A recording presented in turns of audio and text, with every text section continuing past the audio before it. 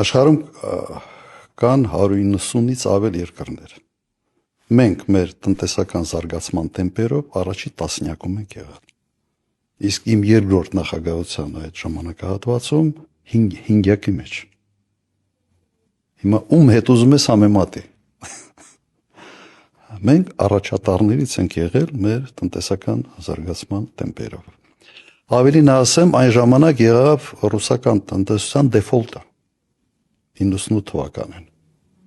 որը ազդեց բոլոր Ռուսաստանի հետ լայն կապեր ունեցող երկրների համար, նախկին սովետական միության կամ ԱՊՀ-ի երկրների վրա, բոլորի վրա ազդեց։ Ամենից քիչը ազդեց մեր վրա, մենք հաղթահարեցինք բավական հեշտությամբ։ Բայց քայլեր ենք ձեռնարկել։ Հիմա թող իրենք ասեն, թե իրենք աշխարհում որ երրորդն են։ Եվ ի դեպ համաշխարհային բանկը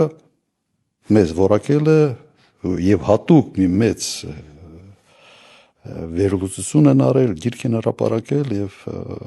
որակել են որպես կովկասյան վագր։ Այո։ Զարգացման տեմպերով։